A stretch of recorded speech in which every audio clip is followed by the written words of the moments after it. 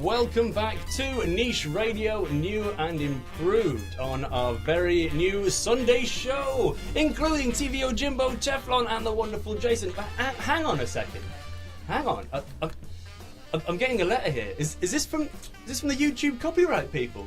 We can't use copyrighted music in it. What do you mean? I will just have to revamp it with an even better one.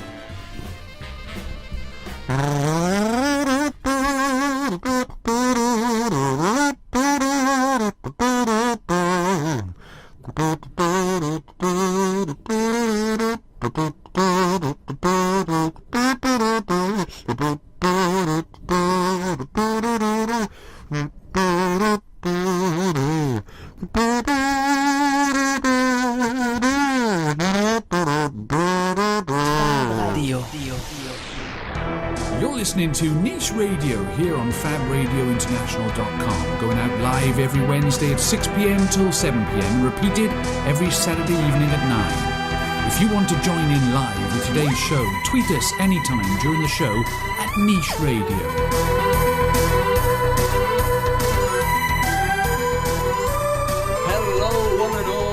Knights, Kateers, Krogans, Klingons, Jedis, Browncoats, and the other ones. How you all doing today? We want to hear from you a ton today. We want to whip up a tweet storm because of We Got Some Fire Tonight.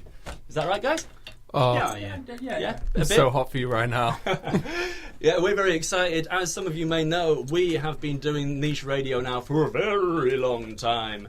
And today we have moved from a Wednesday slot to our new improved Sunday slot from 2 hours, from 5 until 7. And then straight afterwards we get the lovely, the glorious Game Face show. So you're getting a whole nerd block right here. And ladies and gents, thank you all very much for tuning in. If I could ask one more favour, we'd love for you to tweet in today because we have loads of stuff we need you for, especially a prize of £50 Amazon voucher courtesy of TV Yojimbo of TV Yojimbo fame, which is all so much fame. Oh, so much, which Infamous. is all coming up soon. We have tons and tons today. We have old sections you might recognise, like the What If section, Superhero versus Superhero, What's New in Forbidden Planet. But we've got new sections like Will It Comic and Casting Call, and also the soon-to-be infamous Is It Baby Metal section, which we're thoroughly looking forward to. Also, you may have noticed that our intro changed a little bit. Now, this is because YouTube, where we upload our shows, sent us a little friendly email saying you might be using copyrighted stuff, which we thought was all right. But allegedly it's not. So, as you heard from that intro, I have kind of slapped together a new intro on Kazoo. And we'll be doing lots of this live. That's the only one I have prepared, so every other section we'll be making up the jingle as we go along. If anyone would like to hear certain styles of jingle, if you want us to do a metal one or, a K-pop one, let us know and we'll try. We have very limited instruments here, mostly kazoos. Requests of like movie or TV themes, stuff like that. Yeah, we could. Yeah, literally, the world is your oyster. Do you want listener. to hear a movie theme or a TV theme on a kazoo? If so, tweet at Niche Radio and we'll make it happen. My phone's buzzed already, so I think something's happening. And if there were Oscars for music, we'd get one. Yeah, so there are Oscars for music. Oh, well, there we go. Retract that statement. Well, it's okay. It'll be in the post for us, right? As soon as they hear this awesome show. So we've got tons more. With regard to these lovely jingles and theme tunes that we're going to be busting out at you like a busty thing that we bust a lot. Anyone out there who is a DJ, a composer, a musician, or just a rank amateur, if you want to get involved and have your jingle played every single week until the end of time, please get in touch with us. Design us a jingle. We can work together on it, or you can just send us a completely new composition out of the blue. We would love to hear them and debut them on our show for a billion years. Because we're not very musically talented, as you're going to find out during this show. Wait, weren't you in a band? Yeah. We don't talk about that anymore. After everybody cut off their ears, it was a bit of a thing. So, we have tons coming up today. But first, have a little tiny jingle. My name is Sally and I like Star Wars and you're listening to Niche Radio. You sure are, and we like Star Wars too, right? Do you like Star Wars, James? Yeah, I love Star Wars. Well, I It's did not for a bad. long time, then I didn't, but now I do again. Thank you, J.J. Abrams. Yeah, he's all right, that guy. Did you know he's 50? Doesn't look 50? it. He doesn't look 50. He doesn't look it. It's about 30. Yeah, J.J. Abrams, I'm sure you're listening, but you're pretty all right. Yeah. Speaking of people who look way younger than they are, you know the guy who played Black Panther in Civil War? Yeah. He's like 90 or something. Like, okay, maybe that was a bit of an overestimation, but I think the actual age was 44. But still, Yeah, yeah. that's I'm very impressed. that's pretty good going. Good looking He's dude. been using Nivea. Yeah. So we have tons coming up, as I keep on going on about. But the first section is the super old school section we've been doing since 2013. It is the bit where I update you on all of the newest merchandise, comics, and other gubbins. Please, Niche Nights Coutiers, if you could grab your musical instruments, we're going to do an improvised jingle for what's new in Forbidden Planet.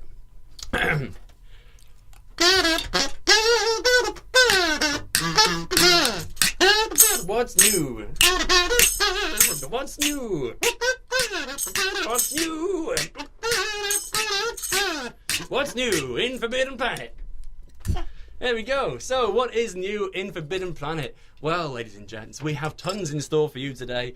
If you like Spawn, there's a gigantic medieval Spawn statue in stock right now. Also, the newest issue of The Unbeatable Squirrel Girl, and many more. Has anyone got any top picks that has come out this week? Oh, yes. Mhm. Saga Volume 6. Oh, yes. I have already read that with my eyes. Me too. It's amazing. Oh, Thankfully, my lovely wife picked me up as a present. I didn't even realise it was out. I just came home the other day and it was on the coffee table. excellent. And yeah, Brian K. Vaughan is obviously the writer. Is not just even holding a breath. It just goes from amazing volume to amazing volume. It does, yeah. And that comic has shown me some messed up stuff I wish I could unsee, but it's definitely entertaining. Yeah, there's a lot to be said for Fiona Staples' artwork as well. It just, Oh, yeah. every page is a luxurious rest for my eyes on a chaise longue made of love. Yeah. There's a lot of love, a lot of very inappropriate love in that comic. There is, But, yeah, there is. Yeah, didn't oh. one cover get banned in the US because it had a big winky on the front of a computer man's face? Yeah, yes, it did. Yes, a big old winky. It wasn't. I think it was a flaccid winky, though, wasn't it? It was some sort of winky involved sex act. It's very kind of Game of Thrones in that they just don't shy away from just putting nudity and floppy weenus. I literally imagine them sat around the table going, "Yeah, well, we've got a good issue here, and yeah, so some good action, some good character development, but I feel like it's missing something." It's like, shall we just put some genitals in then? Yeah. Go for it. Yeah, definitely. I think wasn't that the premise for Game of Thrones? Yeah, basically. Like, yeah, we haven't gotten a story, but dragons are cool, genitals are cool. Zombies are big at the minute. Yeah, put them together. What have you got? Zombie genitals. Well, that was a good start to our new episode. Hashtag zombie genitals for president. Yeah, so what else is new in Forbidden Planet? Well, the Funko Pops, of course, the stylized figures, the Suicide Squad ones, which have been hotly anticipated for a long time, are finally in stock, including the double pack of Joker and Harley Metallic, which has already sold out, but we'll be getting restocks very soon. And there's been some other Funko Pops, haven't there, that are new? We've had the inside. Civil War, finally a Spider-Man piece of merchandise from the film. Finally, Yeah. What, is it taking that long? yes, Wow. yes, the only one available at the minute. Unfortunately, comes with Hawkeye.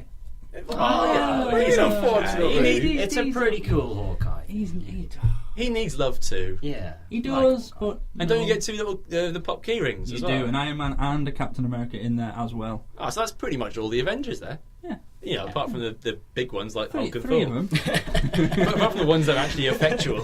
Yeah, there's nothing quite like in the middle of your own movie, going to Cap going, we know you're important, but we're Thor and Hulk, man. That's what we came to see. And he's like, oh. Yeah. I got you Iron Man. Iron Man's cool, right? And I'm like, Yeah. So yeah, there's been tons and tons happening in the shop. There's been lots of new manga too, but we'll be getting back to that in the future shows because we've got one every week. So there's plenty of things to tell you about. And because we've moved right next to Game Face, we don't want to step on their toes. We're going to be veering away from a lot of gaming news now because they've got it covered. They've got it under wraps. They've got it sausage rolled. But we are going to focus now more on the comics, more on the TV and film, which we did anyway, to be fair. and also more on the manga, something that we do mention quite often, but we've never really done a kind of designated section for it. So Sam's got some ideas, haven't you? You've got an idea about this. Yeah, there's a bit of a history thing here. Back when I used to be at the shop, I was the only member of staff who actually liked and read manga. Everyone else kind of, whenever anyone asked them a question, they'd do the whole thing where they averted their eyes and pretended not to interact with them, or just started screaming and smashing their face on the counter, whichever they felt was the most appropriate.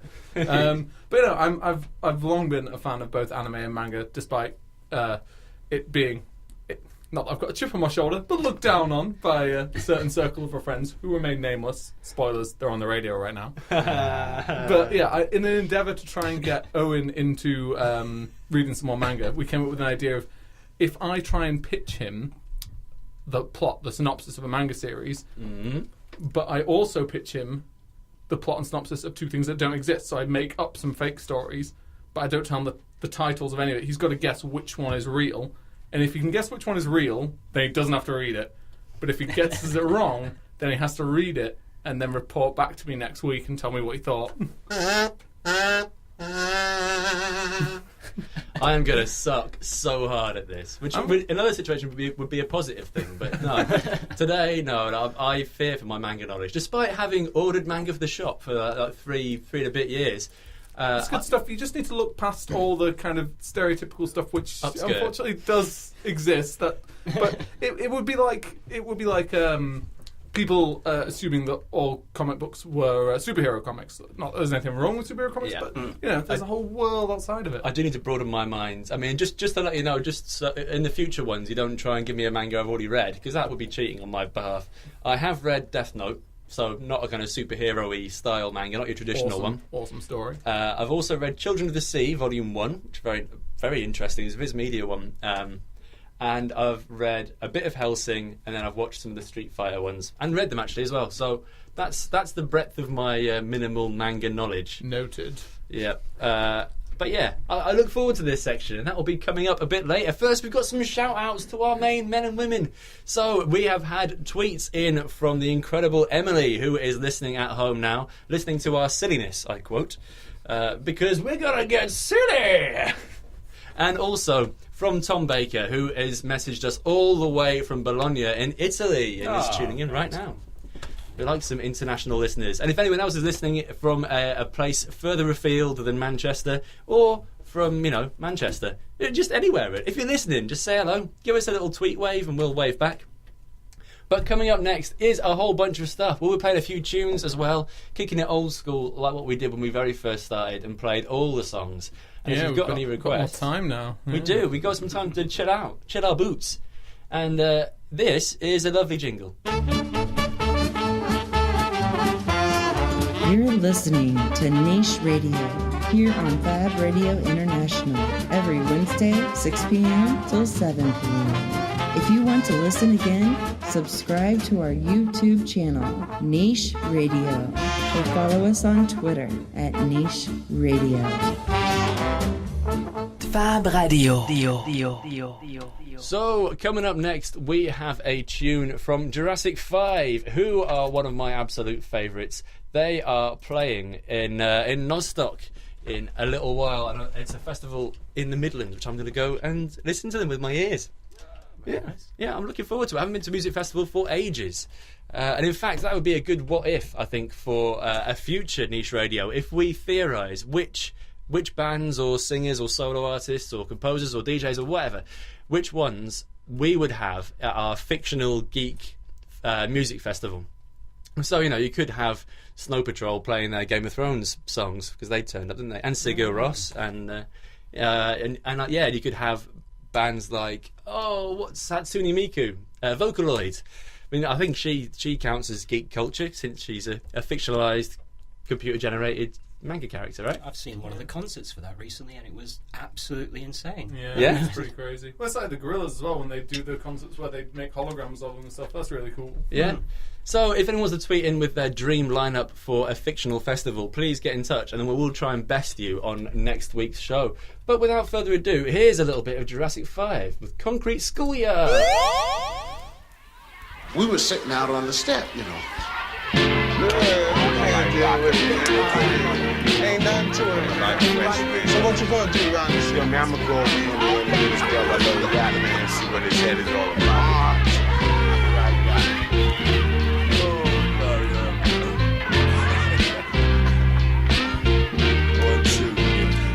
Now I'ma say this one time, boy, and that's my word. We rock the shot to knock fire through the Hindenburg. The contribution is clear. You add water to bone and get the Jurassic vibe on the microphone. Now if you like the tone and how the harmony's done, and the sucker MCs die before they begun, well, I like to know if you got the notion, cause we're number one. I'm not trying to say my style is better than yours, I'm just on some other shit. I'm all about the beats and the lyrics, so when you hear it, you can feel it. The vibe is energized by the presence of my spirit. No interference, we persevere. The purpose is clear, we're here to leave your ear hurting severe. You're lurking in fear, cause we take it back like Robin Loxley, rocking from countryside to spots where hard rocks be. I often wonder if these MCs even know how it feels to dedicate their whole life to this mic of steel. It's not about the bill, that's not keeping it real. A lot of tight rappers out here ain't got no deal. We appeal to the brothers with flow finesse, cause it's the 100-watt bloodshot game of death. Cause we're protected by the covenants of words and beats. Rewind and feel the heat, recline and take a seat. So let's take it back to the concrete streets. Original beats with real live MCs.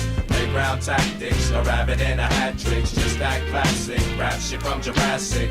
Let's take it back to the concrete streets. Original beats with real live MCs. Playground tactics, a rabbit and a hat tricks. Just that classic rap shit from Jurassic. Now I walk from Tanzania, earthquake Transylvania, and all the way I kick a hole through the wall of China just to get the right blend. Cause I'm schizophrenic of the pen. Wait a minute, I fell into the deep end. You shouldn't have told me the pyramids can hold me. So now a contest is what you owe me.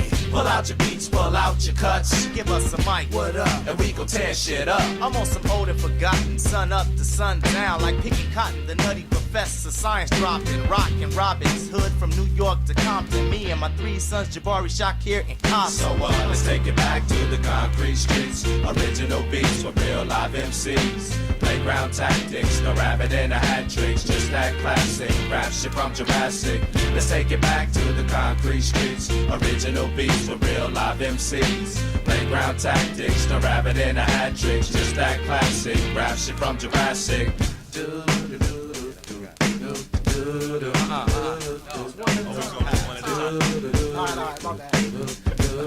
Everybody get what?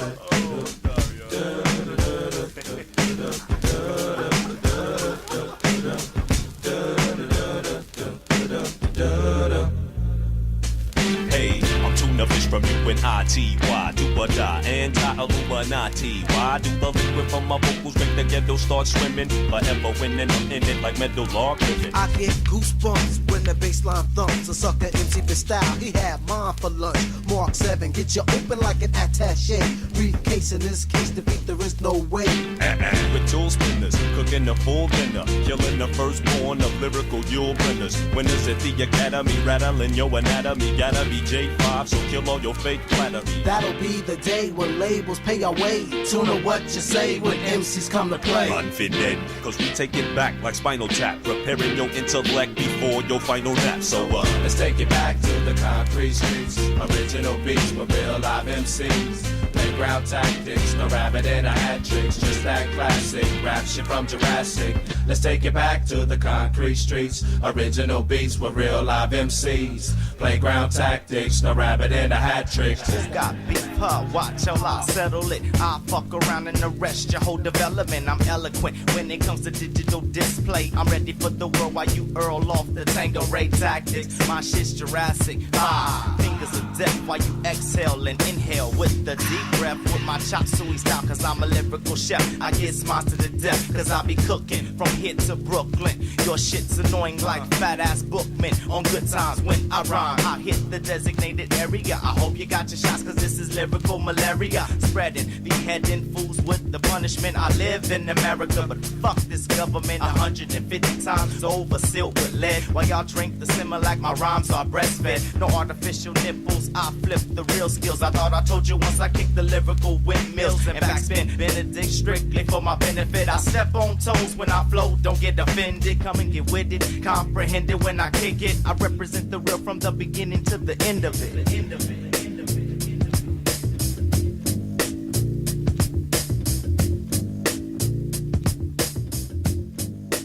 Hi, my name's Amy. I like My Little Pony, and you're listening to Niche Radio.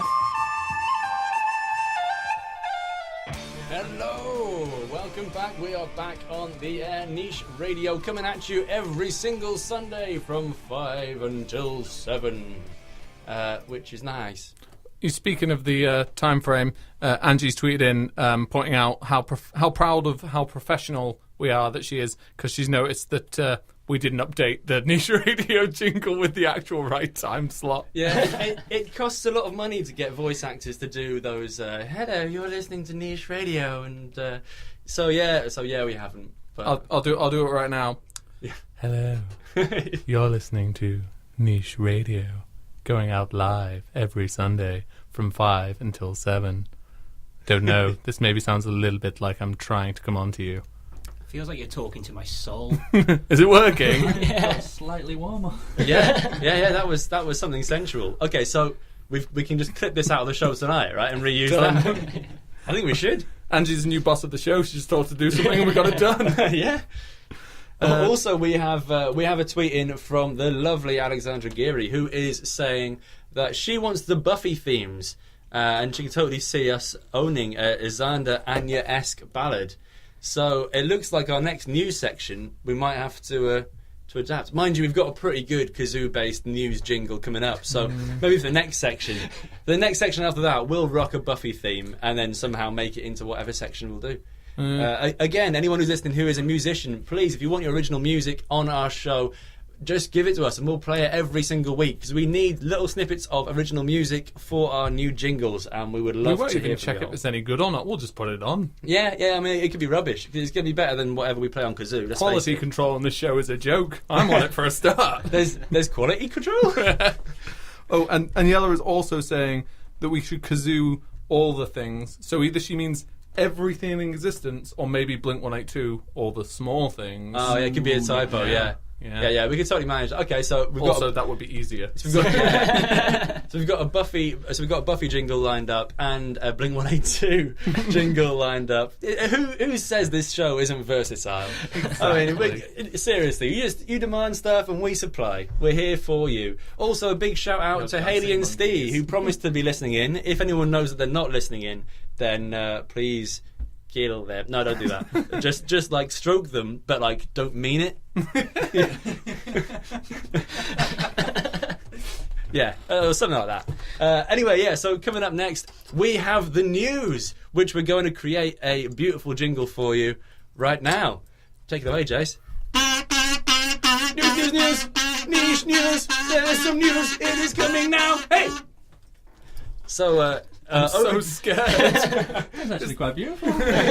So over to Teflon, who is our correspondent of RAD in the studio. Yay. I wanted to start off with some excellent news, which unfortunately I skipped over.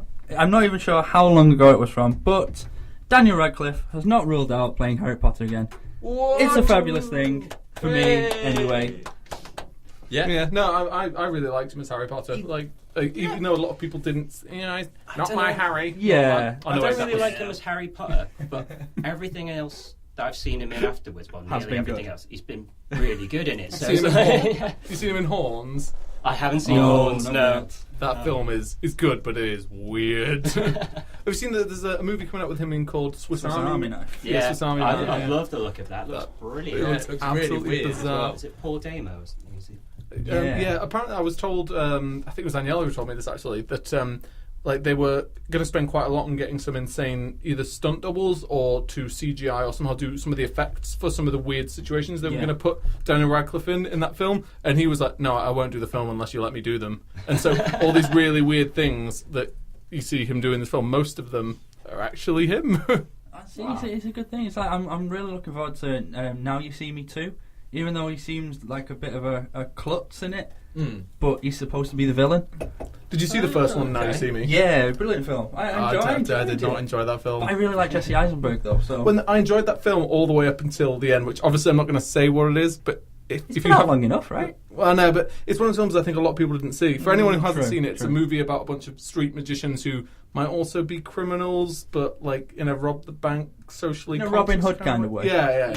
And but there is a hell of a twist in it. Yes. Okay, maybe I'm just salty about it because I didn't see it coming, and it was maybe I was supposed to. But did not enjoy. That's fair enough. Well, talking of Harry Potter, there's lots of Harry Potter news this week, isn't there? I mean, Teflon, have you got a bead on that? Can you give us the inside scooperino? The next one is, it jumps to TV this time. Is it Tom Felton? Is that his name? Draco Malfoy is going to be a series regular on the next season of The Flash. You wait till my father hears about this. Now, I'm not sure who he's playing yet, but he's supposed to have a little bit of a bead on... Well, he's supposed to be a bit worried about Barry Allen, and he's supposed to think that there's a little bit more to him than it actually seems. It's interesting, but again, not sure who's playing just yet. Is it because he goes up to him and goes, Barry, how do you have these impossible insights into all of these crimes being committed? More than supposed to be likely. a good forensic scientist, but... More than likely. And Tom Felton's crossover into comics media, that brings us to another very I mean, it's a big Harry Potter news. I've actually not seen this. I've heard whispers. Well, this is some of the news that's shared on our Niche Nights Facebook page. So if you're on Facebook, please go and like Niche Nights, where we put all our rad events and also the odd bit of news that we get to talk about on the show. There is, J.K. Rowling has sold the Harry Potter rights to DC Comics. Oh. So now there will be Harry Potter comics for your reading pleasure. Which is a first. Yeah, I'm reserving judgment as to whether or not I think that's a good thing Yeah. until we see who gets assigned to it, writer and artist-wise. Like, if they throw someone really good at it, this could be great. Yeah. If it's just a they cash throw a rookie cow, at it, yeah. Yeah, well, mind you, it's a big enough commercial property that they would put out their big guns. I mean, let's face it, every other TV property has been bought up by comics. I mean, there's CSI comics, for Christ's sake. Yes, there it's is. like, I mean, there is some really bad comics out there. I'd love it if they do someone proper brutal at it, though. Just to put Frank Miller on Harry Potter. See what happens. Alan Moore, get it really high concept, or Grant Morrison.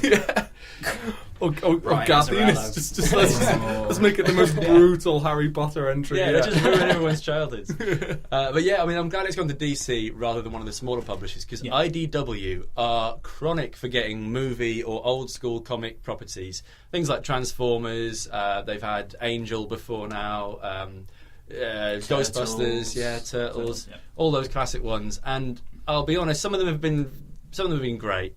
But the majority look like they've been those rushed video games that come out whenever a big film comes out, and you're playing for half an hour and you're sick of them. So, sorry, IDW, you're not really putting up your end of the bargain. Be so better. I'm glad that, Do better.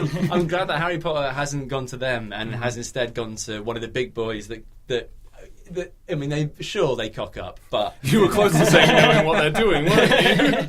Definitely. What's going on now?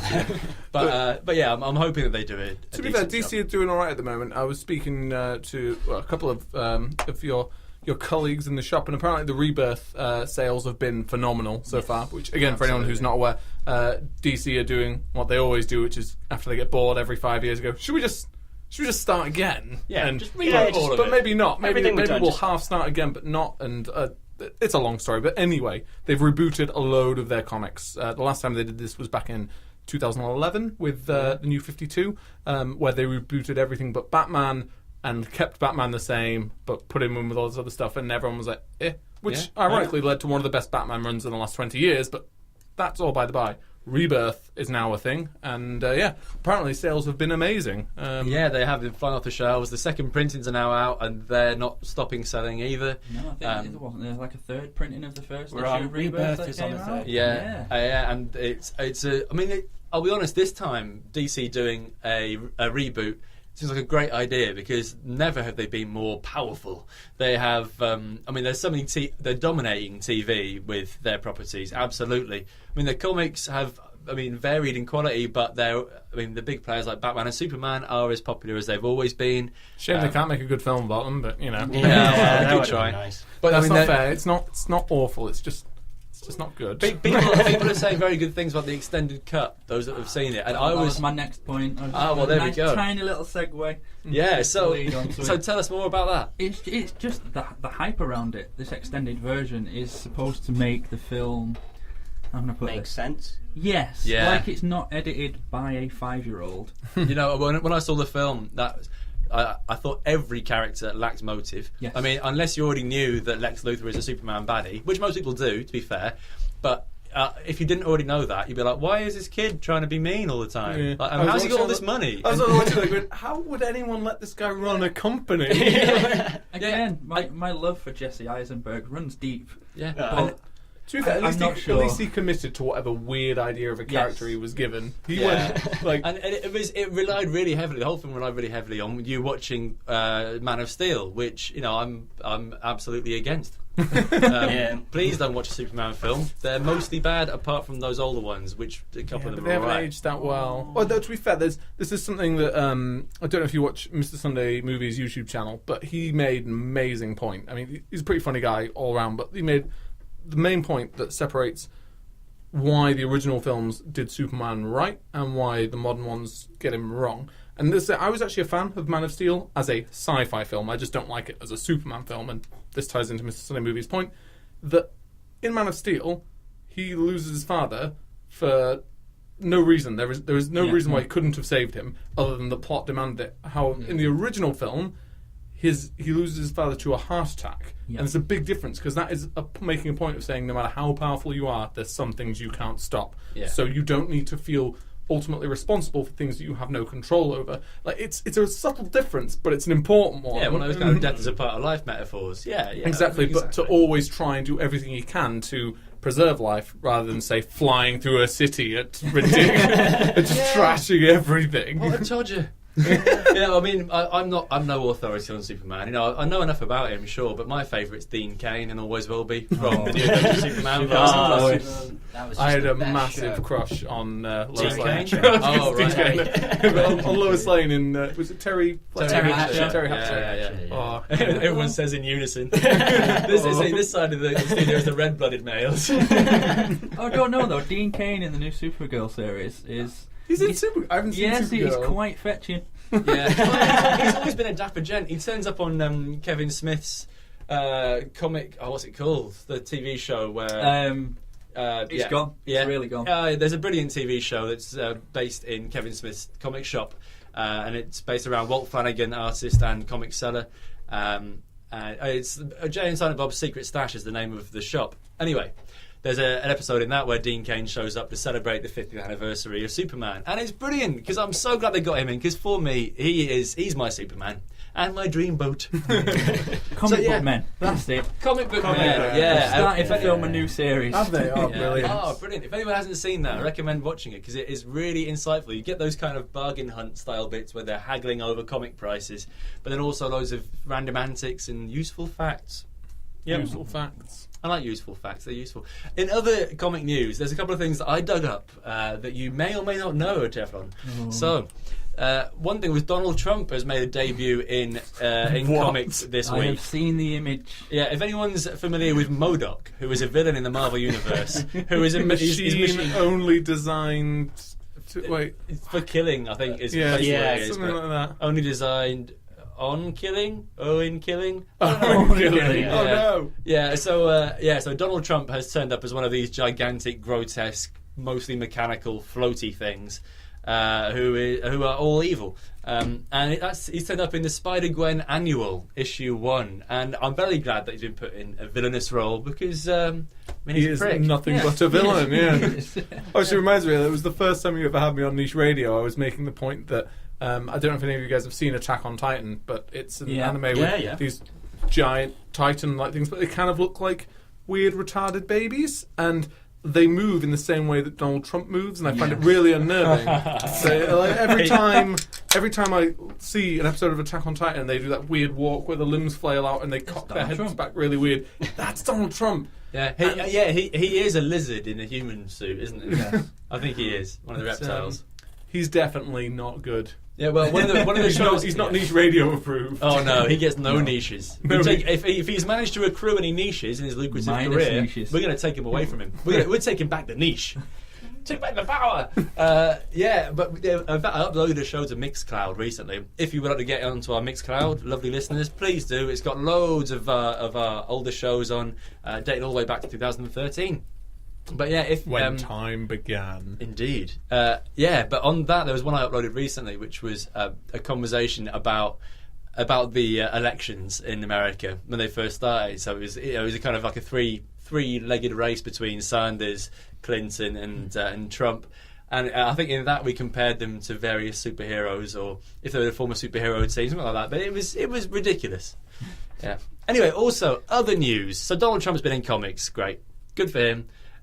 There's also a niche radio game coming out to every PC near you. Not very soon. Because I'm making it, and I'm not very good at making games, so it takes me forever. But niche radio game is in the works. Already there are amazing characters like TVO Jimbo, Teflon, a certain dashing Owen, and also the big dog. I was about to say, is there a dog of fairly epic proportions? Oh yeah, he's large. Yeah, and also if you're listening, Big Dog, big shout out to you, man of mystery, so mysterious. He's doing radio from another county. In fact, yeah, so many kisses. But it'll be a top scroller like the old school RPGs of early Final Fantasy SNES era. It's going to look pretty, hopefully. And if anyone would like to be in it, you could be a character in your very own computer game with all kinds of hilarity, and also going to try and find the ultimate radio show. If you would like to be in this, please tweet at us with the hashtag OwensRad. Then I'll definitely notice it. So you made an interactive advert for your radio show, which you now want other people to promote for you. You, sir, are a media genius. Oh, well, thank you. It's going to be a great game. There's going to be ridiculous happenings. There might be exploding dogs. Whatever. Not big dogs, though. Oh, no. I mean, if he explodes, he then implodes at the same proportion at the same time, so therefore nothing actually happens. Is it going to have a Kazoo-based soundtrack?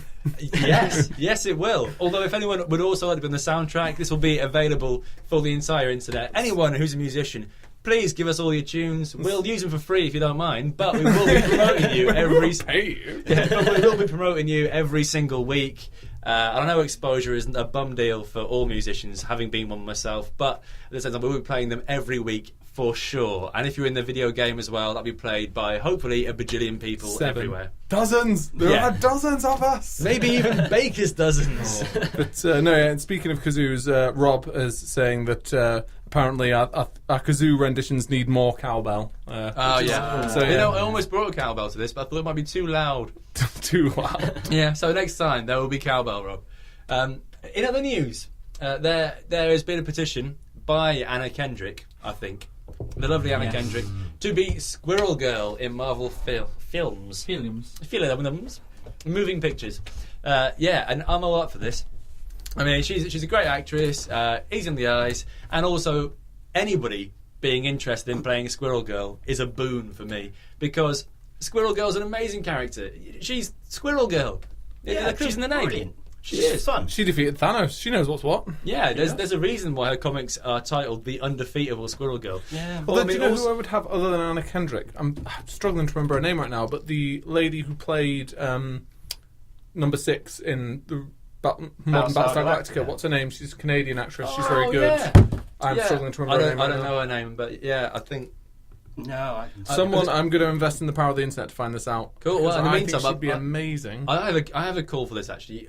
I can't remember her name or even her character's name, but she was in Community, and she was the brunette one who's kind of ditzy. Oh, Annie. Community. Yeah, I think she'd be a good Squirrel Girl. Alison Brie. Yeah. She's absolutely fantastic. Yeah, I reckon. I mean, although if all these don't pan out, I will put forward a bid right now. I will be Squirrel Girl. Yeah, I'd be a great squirrel. I've got the long hair, so that can kind of be fashioned into a squirrely tail, and then everything else we have to do with CG. There is Trisha Helfer. That's number 6. Yeah. There is already an excellent rendition of what Anna Kendrick would look like as Squirrel Girl on Twitter, on an account by the name of Boss Logic. He does a lot of them. Anytime there's a casting call and someone wants to play a character, he's on it in almost 5 minutes. It's instant. Yeah. I'm behind it. Yep. Yeah. Absolutely. Squirrel Girl, definitely. Yeah, I'm just a bit worried that Anna Kendrick's playing Squirrel Girl will be the thing to push me into becoming a furry. Yeah. Oh. Well, how many more excuses do you need? Yeah. I never even thought that far. Damn it. What a serious worry now. No. The Community is just like that bit where the dean goes, I hope this doesn't awaken something.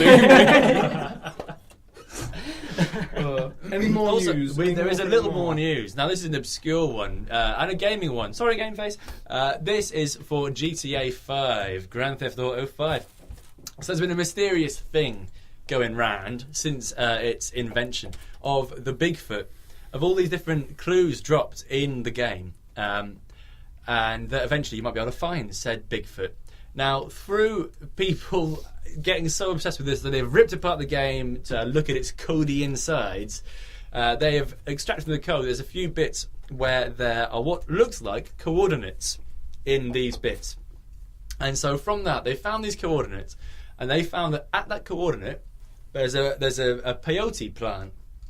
And like, right, okay. So I like where this is going. Yeah. So they found this peyote plant, but then there's clues dropped for them. One of which being something like, if you started this search on a Tuesday, you've made a mistake, which is cryptic and confusing. Yeah.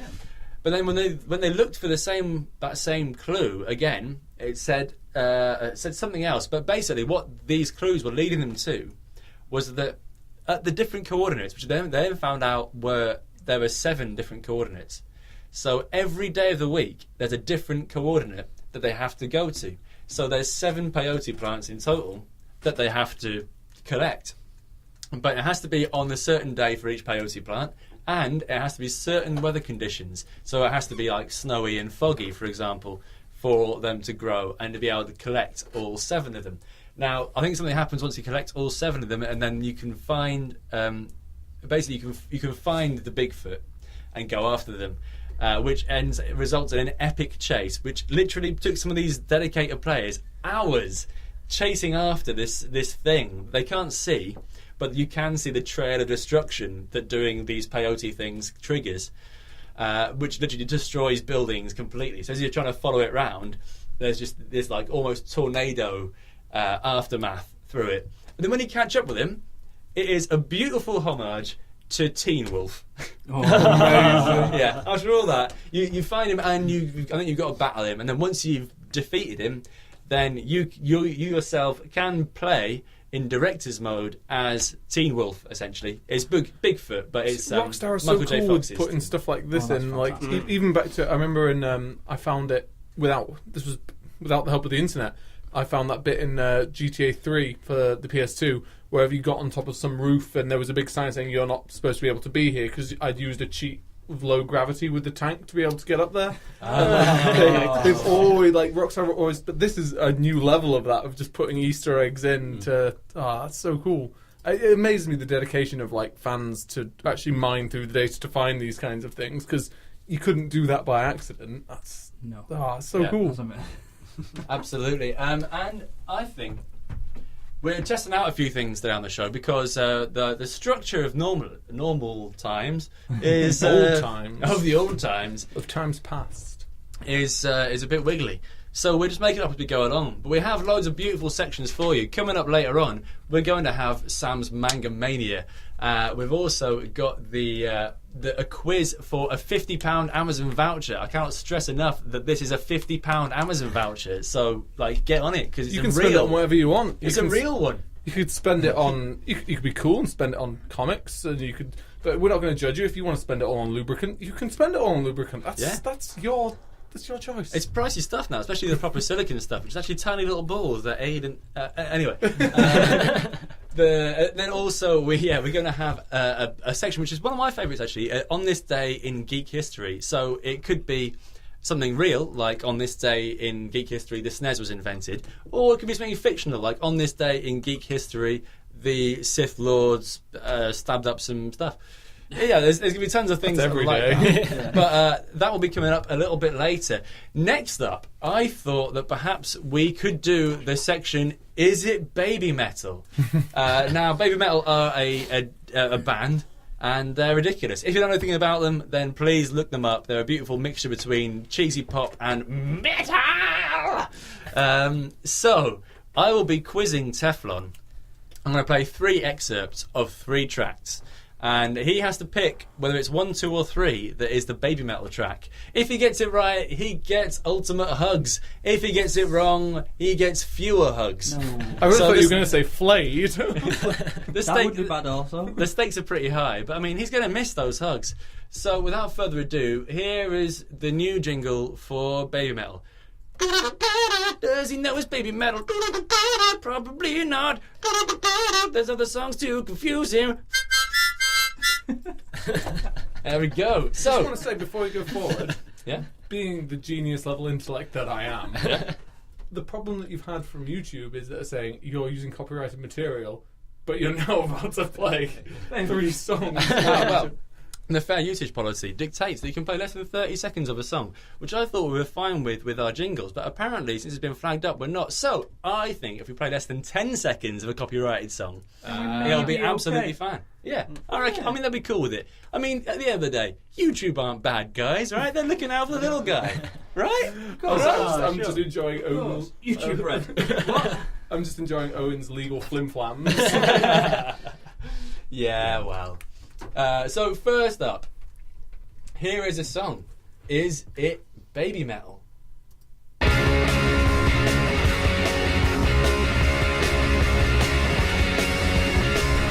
Okay.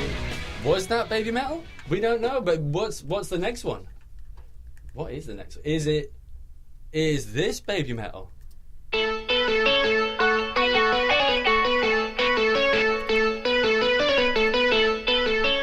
Okay, was that Baby Metal? Or was this Baby Metal?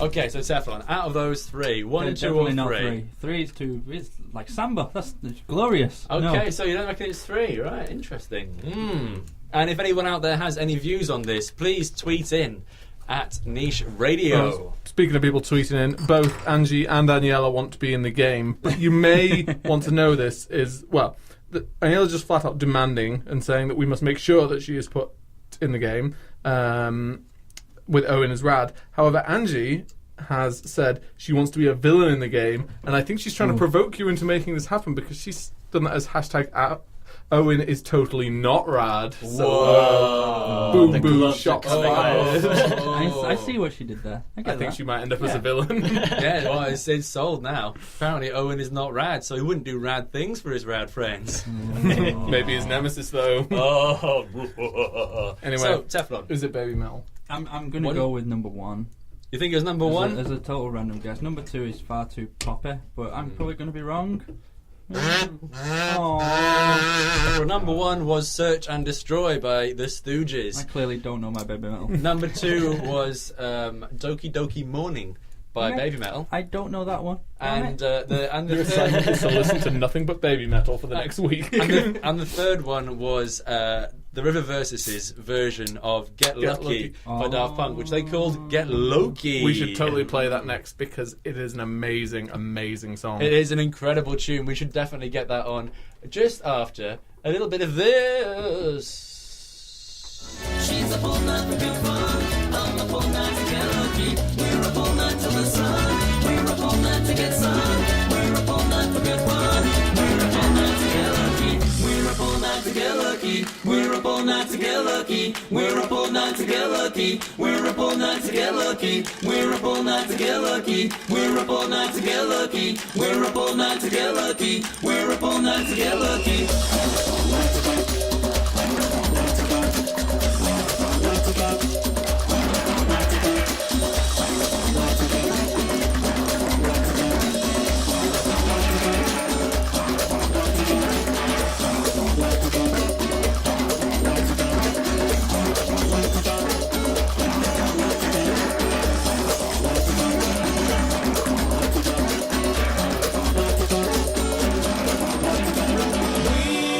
Come to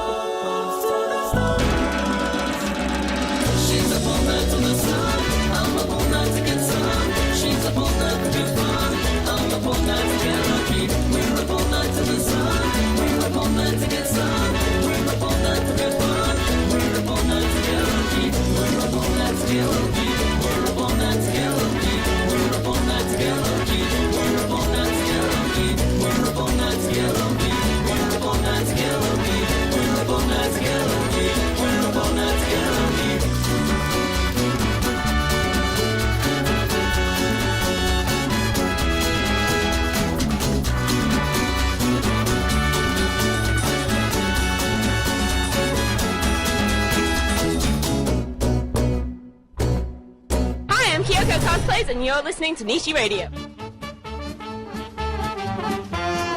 You're listening to Niche Radio here on Fab Radio International every Wednesday, 6 p.m. till 7 p.m. If you want to listen again, subscribe to our YouTube channel, Niche Radio, or follow us on Twitter at Niche Radio. Hello! Fab Radio. Yes, you're listening to Fab Radio International, and we are long-standing Fab Radio International show, Niche Radio. Thank you very much for tuning in, and as of today, we will be every Sunday from 5 until 7. If any of you out there want to hear more of a certain thing from us, so far we've covered things like what's new in Forbidden Planet. We've talked about baby metal. Is it? We've also given you all the news and all the news that exists. Every bit of news and much, much more. But now we're going to get silly. We've got tons of cool ideas for our new show, which we want to share with you. But also, we would love to hear more feedback from what you guys want. Also, we've got a whole 2 hours now to play around with. So we're going to be playing a couple of tunes here and there. Just then, you heard the incredible The Riververses playing a cover of Daft Punk's Get Lucky called Get Loki. Comic book reference. Lovely. So if any of you have any requests for any songs, please tweet them in at Niche Radio. And we won't play them, but we'll play something that we think you'll enjoy even more. See, it's like a fun game. Every day is fun when you're Niche Radio. So, ladies and gents, without further ado, we are going to do some more of our sections, which require us to make up jingles on the spot for them. Because there's copyright issues with some of the jingles we have. Sorry, everyone. However, if you are a musician, or in fact, if you're not a musician, just make us a jingle. It doesn't matter how awful it is or how amazing it is. We'd love little bits to be able to play every single week on Niche Radio. And also, if you've just tuned in, you should keep being tuned in, because we have a £50 Amazon voucher to give to one lucky person in the world. Talking of world, we've had tweets and messages in from as far away as Italy. We know also that the incredible Brian C. Bear, who is a long-term Twitter friend of ours, is listening, and a big shout out to him and everybody else who is listening. Thank you all very much. And also, if you're just tuning in, let me introduce you once more to the beautiful Jason. Hello. And the beautiful Teflon. Hello. And the beautiful TV Yojimbo. Hello, hello, hello. And we are here to nerd the frack out of you. Coming up next, we will give you a bit of a lowdown on Joss Whedon. Whedon Watch, it is right. So this is the section. Ooh, brief but engaging. Thanks. So yeah, this is the part where we talk about Joss Whedon. It's called Whedon Watch, which we could do a kind of Radio 3 rip-off, Radio 2 rip-off, like Whedon Watch, Radio Niche. it kind of works. You know, maybe that's a grower. I like it though. So Whedon Watch. Well, what is Joss Whedon up to at the minute? Maybe chilling his boots, maybe cackling on a pile of money. We don't know, but I know I like him rather a lot. Yeah, one of the most recent things, it was last year's SDCC, actually, San Diego Comic-Con, that he announced that he wanted to move back into comics after doing such classics as Frey. He's been heavily involved in most of the Buffy, Angel, and Spike comic spin-offs. He also did a beautiful run on Astonishing X-Men, which is hailed as one of the best X-Men stories now. And also he worked on Runaways, one of my personal favourites, which everyone should check out, which was created by Brian K. Vaughan, who we mentioned earlier from Saga. So Joss Whedon's going to crawl back into the comic cavalcade. He wants to do... Well, his newest project is going probably be published on Dark Horse, because they've been long-term friends. But it's going to be called Twist. And in his words, I think he said something like, he wants to answer the universal question of what would happen if there was a Batman in Victorian times who was a woman. So now we're going to have a female steampunk Batman, essentially. That is what he's going for, and that is Whedon Watch. Boom, mic drop. Nice. I like it. I like Yeah. it. I mean, I don't know what else he's up to. I'll buy that for $1. Yeah, I mean, I don't know what else he's up to, because he hasn't returned my calls. I think that's the restraining order, darling. Okay, well, Joss, if you're listening, I still love you. We can work it out. And without further ado, we're going to rattle through some more sections for you. Right now, up in here, we have On This Day in Geek Culture. We had a request for a Buffy-themed jingle, mostly on Kazoo. So if any of my radio cohorts would like to join in, I'm going to start with a...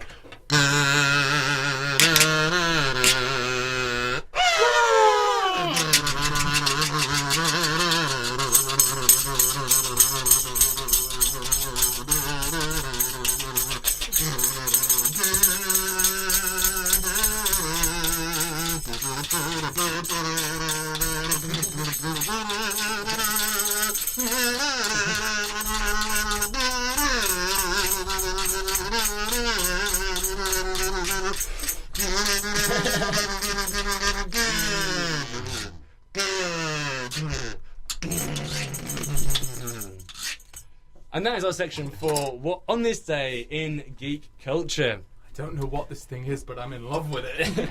Oh, it's the old scrapey bop bop. Bop bop. Is that a technical term? Yeah. So on this day in geek culture, well, today is the 3rd of July. If you're listening on YouTube or Mixcloud, it might be the future, which is nice. But yeah, on this day, 3rd of July, Hayate of Dead or Alive gaming fame is born. And also, this one was new to me. It, in fact, baffled me profoundly. But this one was Lucia Nanami, who is the mermaid princess of the North Pacific Ocean, of course, is born. And that is from Mermaid Melody Peachy Peachy Pitch. And this is one of the reasons that I can't get into manga. Yeah. I don't understand what it all means. It's not all like that. Okay. But then Just most of it. also, this is the first one of our On This Day in Geek Culture. We've got a bonus one. We're going to tell you what happened yesterday as well. In case you didn't, I mean, you were probably there for yesterday. I imagine so, unless you were literally born yesterday, right? So on the 2nd of July... Oh, wait.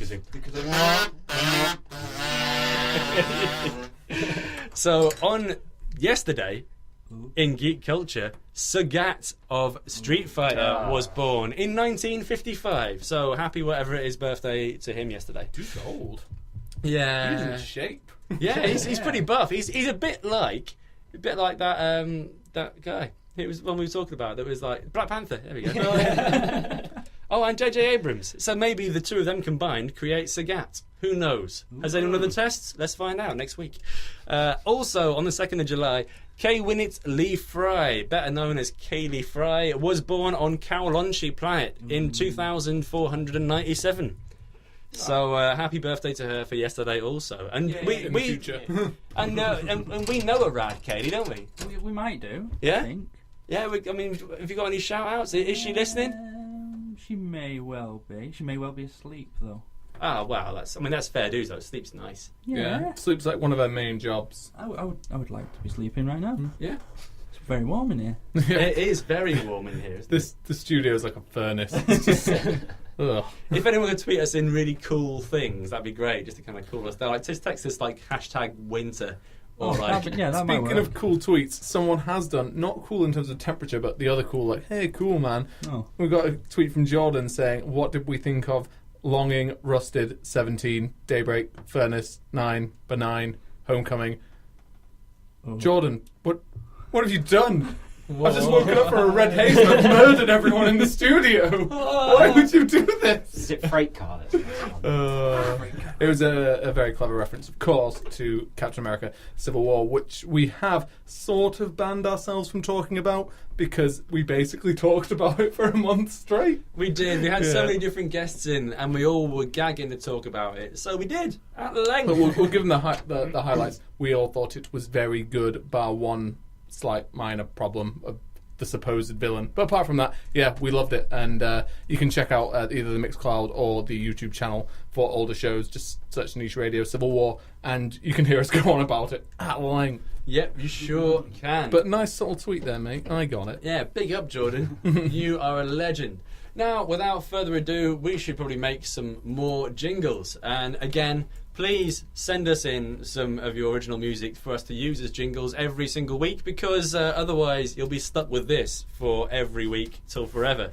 So the next the next section is going to be X-Man of the Week, which is going to be a different X-Man every single week. We'll explain the obscure ones and the well-known ones alike, and give you a little bit of backstory. And if you know any facts about them that we don't, feel free to tweet in at Niche Radio. So, and I think for this one, we should probably just go for...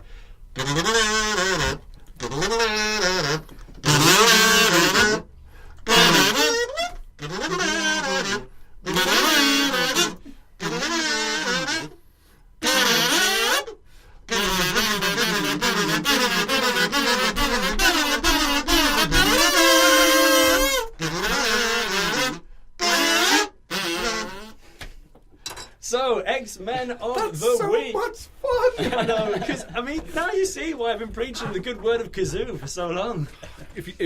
Dear listeners, if you don't have a kazoo in your life, you need to get one. They cost about 50p. Oh no, that breaks my budget. I'm out. Ignore my last statement.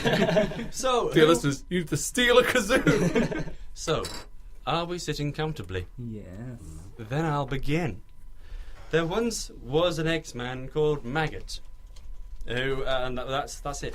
Next section. The look on Jason's face. Where is he going with that Did rhyme? he turn into a butterfly?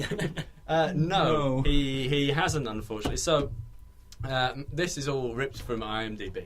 No, that's not the other one. Wikipedia. So, Maggot, his real name is Japheth or Japheth, Japheth. Is a Marvel Comics superhero who was briefly a member of the X-Men, created by writers Scott Lobdell and Joe Madureira. He first appeared in Uncanny X-Men, issue 345 in June 1997. Now, this is one of the weirder X-Men for me. He's a flamboyant South African mutant who spoke an exaggerated Afrikaans slang. Maggot was advertised as one of the strangest X-Men. His digestive system took the form of 2 slugs, which could eat through practically any substance. After feeding, the slugs re-entered Maggot's abdomen and passed nourishment into him, giving him incredible power. Maggot was first seen as a mysterious mutant who is searching out the X-Men's adversary, Magneto, for an unknown reason. His search led to Antarctica, where Magneto was holding the X-Men captive. Maggot then joined up with the team and returned with them to Westchester, New York headquarters.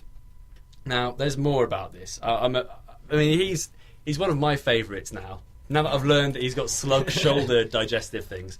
So it's stuff like this that alienates people from comics, man. I don't know. The thought of being able to sneakily steal people's food and then it just brought back to you by your own shoulder slugs is pretty cool. But in the same breath, it's the reason why comics are so awesome. You don't get this kind of stuff on TV. Yeah, this sluggy chap, he's got a heart of gold. For a short period of time, Maggot believed his companions were going off on their own and killing innocent people. He even tried to turn himself over to the police before being stopped by the X-Men. His companions turned out to be innocent, as the people had been slain by a faction of Negarai, though they hate to be called so. I don't know what that means.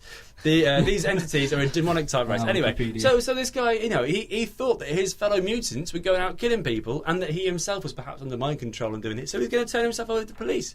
Sluggy chaps aren't all bad, right? No. Yeah, later on he was tempted by the entity Shadow King with promises of a better life in exchange for his loyalty and abandonment of the X-Men. But, he resisted the villain, so it's okay. There's lots here. He eventually revealed his origin to Wolverine. Maggot had been born a sickly child in an apartheid-era South Africa and was named Japheth. He was always very ill and he could not digest solid food. Feeling himself to be a burden on his family, he ran away from home with his younger brother. Having left home, hoping to die, this is a sad story. This is dark. He was hoping to just die out in the wastes. He was found by Magneto, who released the slugs from his body and revealed to Japheth his mutant power. This turned his skin blue for the first time, of course, and he named his slugs Eenie and Meanie. That's kind of cute. Was this written by Alan Moore? This was written by Alan Moore, wasn't it? Yeah, it might be. But, it says here, compassionate at heart, Japheth immediately rejected Magneto's philosophy and his offer to join him after he witnessed later the Master of Magnetism's brutal massacre. Oh dear, this is dark. Brutal massacre of numerous white South African soldiers who were engaged in racist atrocities against black South African civilians, despite the fact that one of these civilians was Japheth's elder brother. So, So his older brother dies in these attacks, which Magneto then gets involved with, and yet still this guy goes on the side of good. You'd want revenge after that. Because I mean, Stan Lee and co said that they wrote the X-Men in the first place to be a commentary on the kind of civil rights movement in America. So yeah, taking it over to South Africa makes sense. Yeah. So it's continuing the good work. So so Maggot has since died and then been revived and then fallen out of sight and then died again. But then inexplicably turned up in the Million Mutant March of recent Cyclops-based X-Men lore. So apparently him and his slugs can evade death. That's nice. Nice. So that's pretty Does cool. maybe just one slug have to survive? Yeah, I guess so. There we go. There we go. Most recently, Maggot appeared along with both of his slugs. There we go. It's a happy ending, along with the other X-Men as part of X-Cops? Cyclops' Million Mutant March in Washington, D.C. Look at that. So there we go. That is your X-Men of the week. Slug lad. Yes, slug chap. So, I mean, anybody else, if anyone out there's got any X-Men that are their favourite, you want us to talk about them next week, please tweet in. Again, just constantly tweet us. We want you to have really sore thumbs. Yeah. So, anyway, I mean, who is everyone's favourite X-Man here? Oh, Wolverine. Yeah. Some I was a confidence child on in the that. 90s. Of course, it's Wolverine. It has to be. Yeah? It has to be. You're Wolverine as well? Yeah? Really? No, not for me, man. Where are you going? Bobby Drake, Iceman. Bobby's alright. One of the few Omega level mutants. Some comic knowledge for you there. He's pretty hardcore. Omega level mutant refers to any mutant that has the power to distort or shape reality. Basically meaning that they can be a bit of a problem if stuff goes down. And Bobby's powers look like they're ice. That's why it's called Iceman, and you've seen him in the films riding around on ice. But it isn't. It's actually to remove energy from things, which obviously makes them cold. There have been a couple of comics that have explored that if he took his power to its logical limits, he could just stop anything from happening. Like someone's firing a bullet and just remove the energy from it. He could be... It's something entropy, something science. But the upshot of it is, don't mess with that guy. Yeah, so my favourite, I love Wolverine and I love Iceman, but my favourite's definitely Nightcrawler. But we shall hear about him on another niche radio because he is in my book of wonderful X-Men and facts. So we'll go into that at a later date, so please never not listen to niche radio in case you get some Nightcrawler action. So coming up next, we have lots and lots. There's going to be some songs for you. We're going to be shouting out to some people. And we also have sections all about the newest comics, the newest films and TV, and much, much more. Hi, I'm Ellie. I love Doctor Who, and you're listening to Niche Radio. You sure are. And if anyone would like a particular tune, please tweet in. We won't play it, but we'll play one of the ones that we like instead. Right now, here is a reggae Beatles cover. Because that is Teflon's very favourite sort of music. It is. Yep. In fact, you know what? We could do that. Or we could have a Nirvana reggae cover. Is anyone, okay, let's vote in the studio. Who votes for a Beatles reggae cover? Yes. Okay. Well, it's sold then. Signed, sealed, right here. Sam has no votes. Just so you guys are aware, I said Nirvana. Style on fucking me off, though. You hear that? So you know easy start. Yo, why you gonna give the people them some rubber dub music?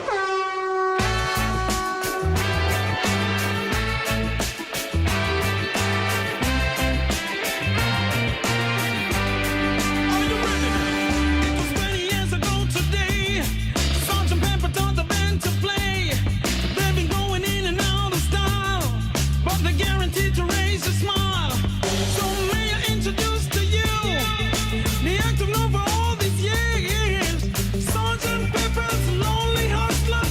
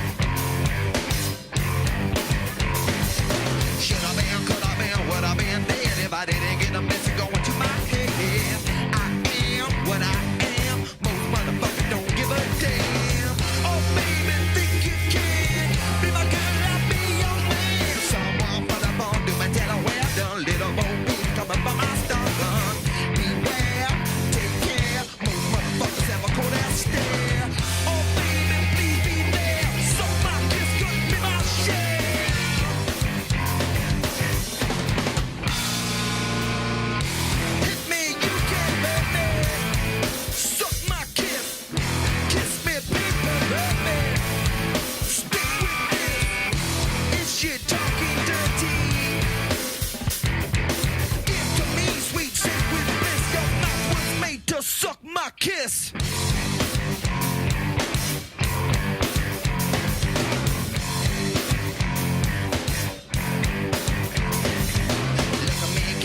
All I really wanna be is free from a world that hurts me. I need relief. Do you want my girl to be your thief? Oh baby, just for you, I'll steal anything that you want me to. K-I-S-S-I-N-G. Chicken, chicken, dear, dipping like a banshee. Low round is how swimming in the sound of bow wow wow. Oh baby, do me now, do me here, I do it loud.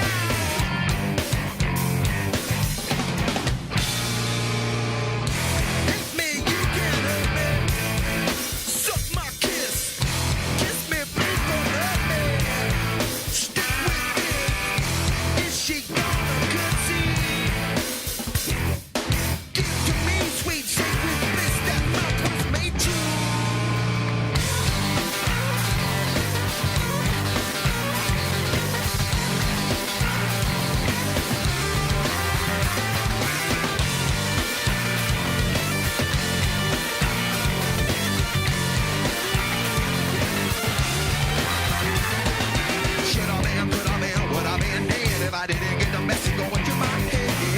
I am what I am. Most motherfuckers don't give a damn. Oh, baby, think you can be my girl, I'll be your man. Someone put a phone to my tell her well done. Little more dick coming from my stomach. Beware, take care. Most motherfuckers ever go down stare. Oh, baby, please be there. Suck my kiss, could be my share.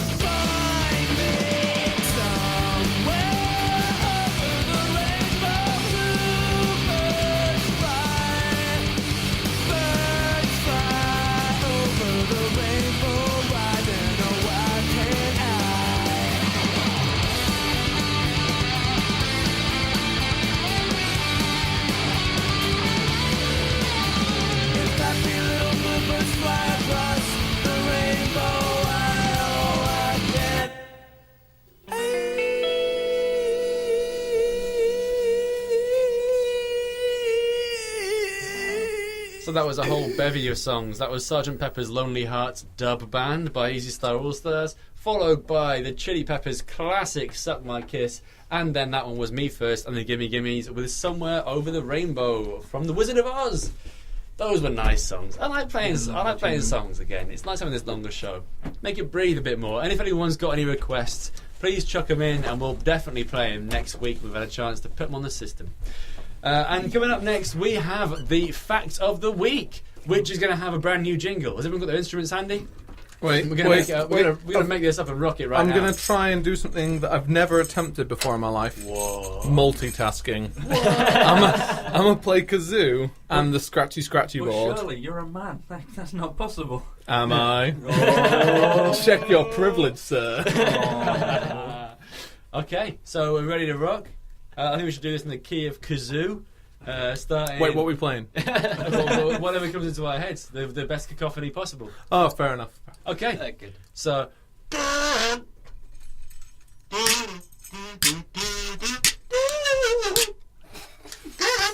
Facts. Facts. Oh yeah, okay.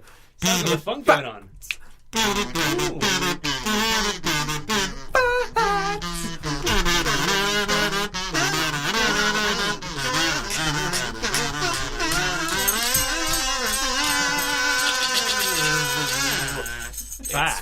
time.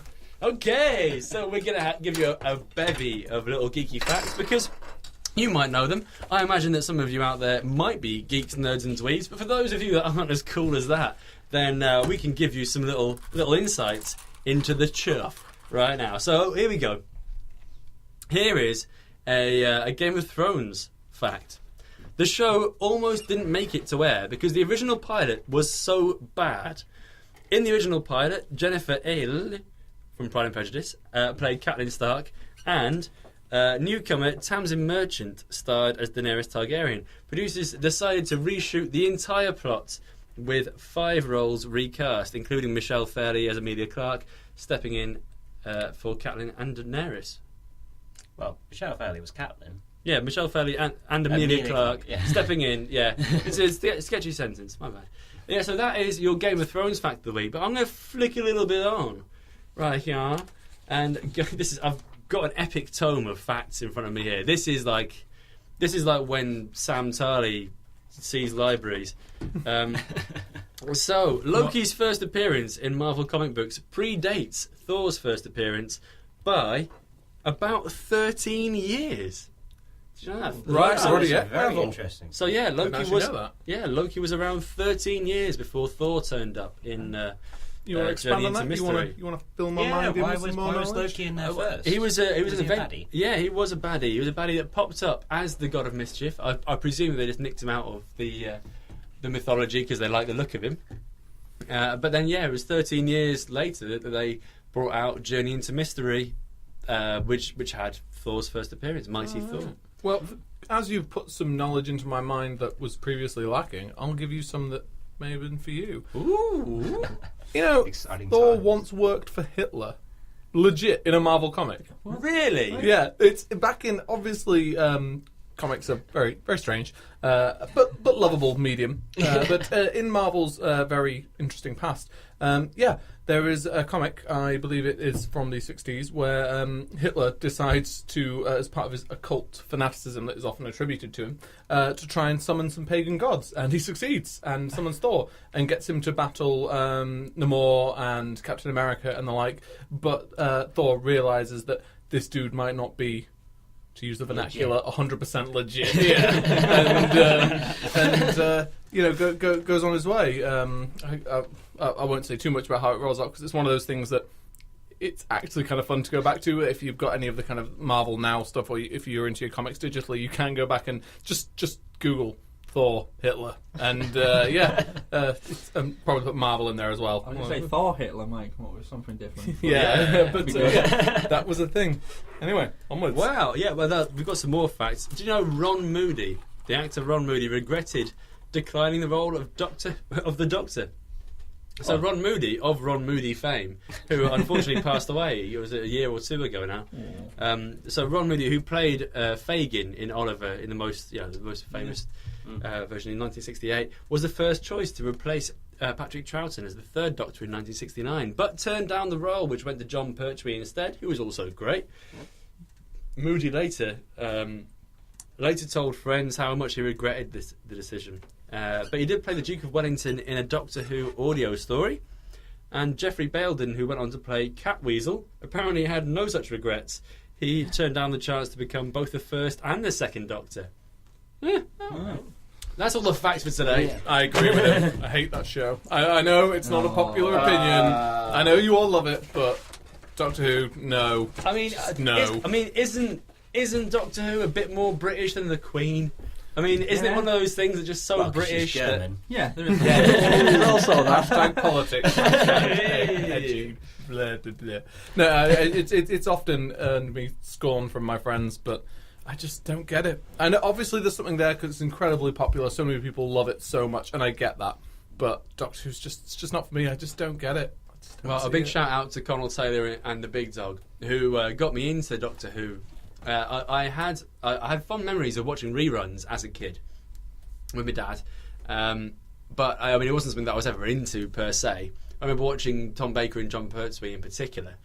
And then, when they did the revamp, where Chris Eccleston came along, that was absolutely brilliant, but I didn't watch it.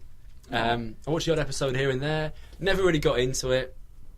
I liked a lot of the David Tennant stuff, but fortunately, I lived with the beautiful Connell and the incredible Big Dog, who just overexposed me to it. I've got no escape from it now. So, although I would agree with you, it's almost Sam, like Stockholm syndrome. I would agree with Sam that I'm not a fan of the show. It's not something that I wait for it to come out. Although I was trying to get involved with Capaldi, but I think the writing wasn't right for him personally, and that Stephen Moffat is a douche. But so that being said, I hate Sherlock. I love it so much. Yeah. Well, how's about we try another one of our sections? Now, this is an old classic. Some of you who have been tuning in since the year dot, thank you very much for that. You are all legends, and I raise my hooves to you.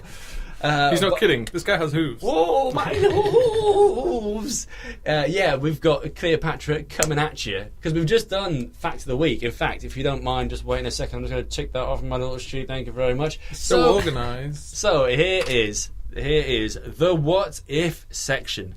Now, we do have an existing jingle for this, and we're going to try and pose a what if question between a lot of us. Okay. But first, I think we should have a little jingle, which is going to go like this. What if crazy stuff happens and you theorise what happens at the end of it? There we go. So, and again, if anyone would like to send us some original music that's better than that... He's please. not joking, by the way. He is desperate for something to make that. He was gutted when his old jingles couldn't be used anymore, which is why we're in Kazoo land now. I'm happy to be in Kazoo land, but, it's a needs-must situation. I mean, I'll be playing this kazoo anyway in my free time. It's just getting extra use. So, the what if segment. So, what if you were in charge of the new Squirrel Girl project? Let's pretend it's happening and you're in charge. Now, we're not going to focus on casting too much because we have another section, casting call, which will be coming up later on. So, just tell me about what's going to happen in your Squirrel Girl film. Will there be squirrels? Will there be baddies? Will the hero prevail? Will there be a burrito? How many sandwiches will be involved? Well, it's an interesting question because Marvel have been very, top dog there has been very vocal on the fact that they're not doing origin stories anymore. That, for example, the Spider-Man Homecoming won't be an origin story. Oh, we got as much origin as we needed from Civil War. And again, whilst there will be some background in Doctor Strange, it's just going to be a Doctor Strange story, which I think everyone, both comic book fans and non-comic book fans, just film fans, agree that's a good idea. Like, people have seen enough origin stories. No one wants to go and see a film called, for example, Squirrel Girl in the title, which is all about how Squirrel Girl became Squirrel Girl. So if I was casting it, I would not make it an origin story. I'd put in the bare minimum stuff you needed to get who she was and what she was about, but it would be a full-on... If I've only got an hour or two to tell a story, it's going to be about Squirrel Girl. So that's my input. Okay, no origin story. So, anything from Jace, special guest today? I was just trying to think of where to put her, because there's a few times where it's like what she does as a job and where she's going to be. I mean, at the minute, she's in college still, I think. She's going around trying to get, find herself and things like that, and that's all very good. But in the past, she's been a nanny, she's been a few other bits, so...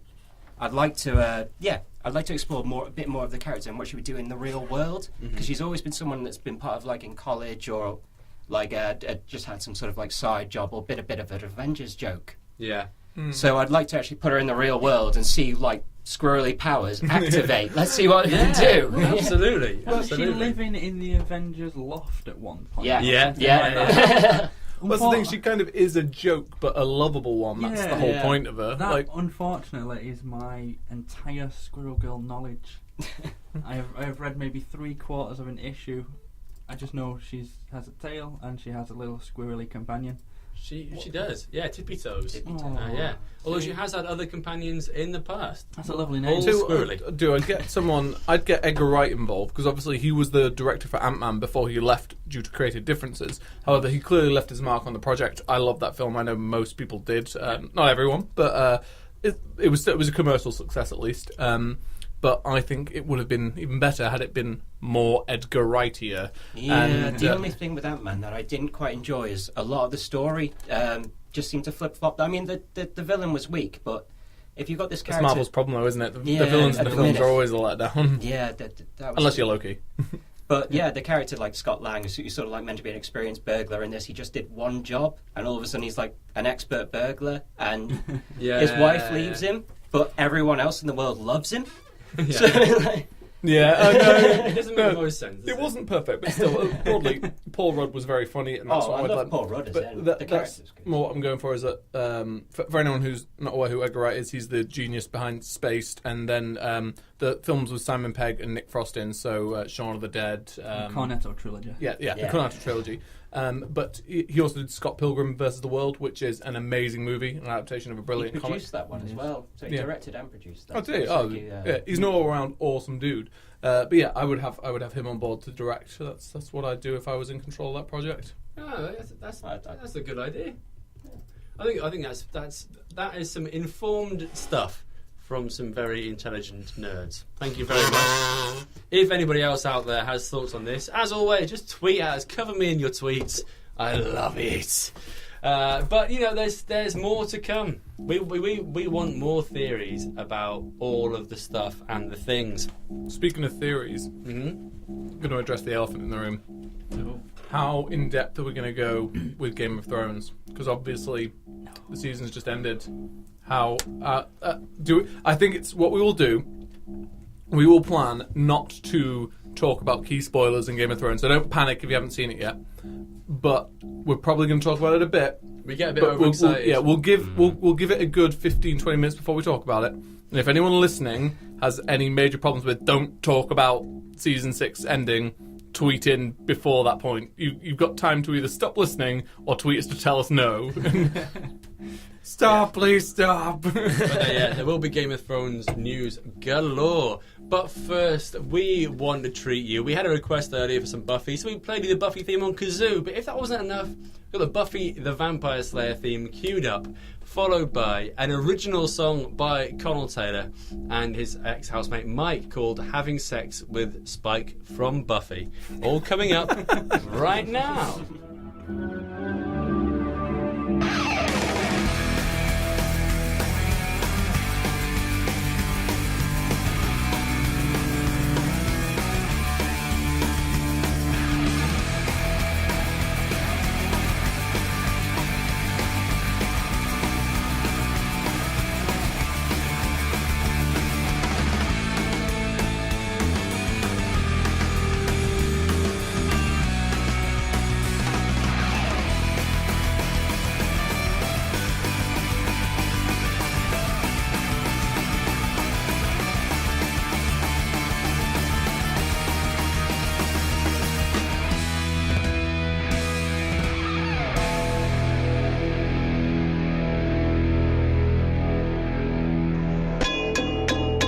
Having sex with Spike from Buffy.